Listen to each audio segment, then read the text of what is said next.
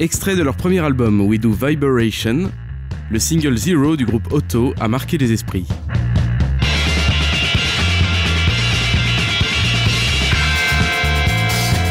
Le groupe a été fondé en 1999 sous le nom Sugar for a Dime et s'est renommé en Otto en 2004. Sa particularité la plus flagrante reste sans doute le double rôle de Mae no Sono Masaki, à la fois chanteur et batteur du groupe.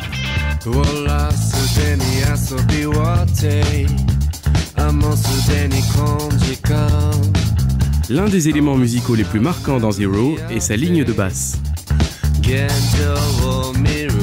Très intéressante harmoniquement, elle dure 2 mesures et présente un parcours mélodique inhabituel.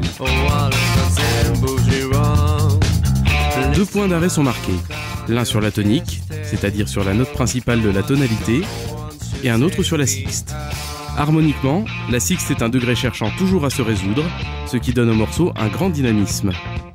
Celui-ci est aussi souligné par le rythme partiellement syncopé de la ligne de basse.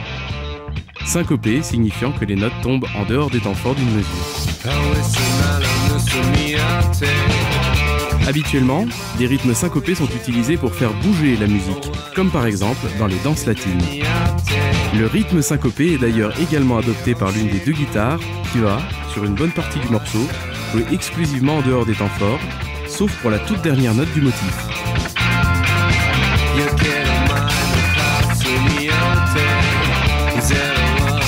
Dans la percussion, on peut aussi trouver un rythme qui bouge de manière syncopée. Il s'agit des coups joués sur le hi-hat, un instrument de percussion composé d'une paire de cymbales accrochée à un pied à pédale. Tous ces différents rythmes syncopés se superposent, se chevauchent, se mélangent et forment ainsi un ensemble sonore très intéressant et dynamique. Il faut bien sûr aussi mentionner la production sonore du morceau. Très volumineuse et ronde, elle reste pour autant naturelle et presque un peu brute.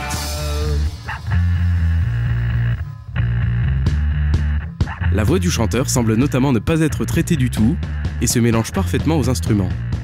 Cette production très naturelle s'adapte bien au style du chanteur Mae no Sono Masaki, qui chante de façon très détachée et presque un peu blasée. Nous avons droit à un très beau solo de guitare, un peu à l'ancienne, mais toujours avec des lignes mélodiques inhabituelles.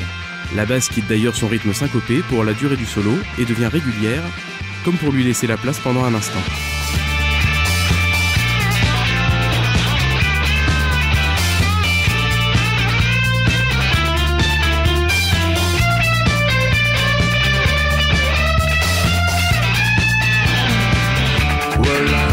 À l'habitude de Otto, cette chanson parle d'une relation entre 2 amants.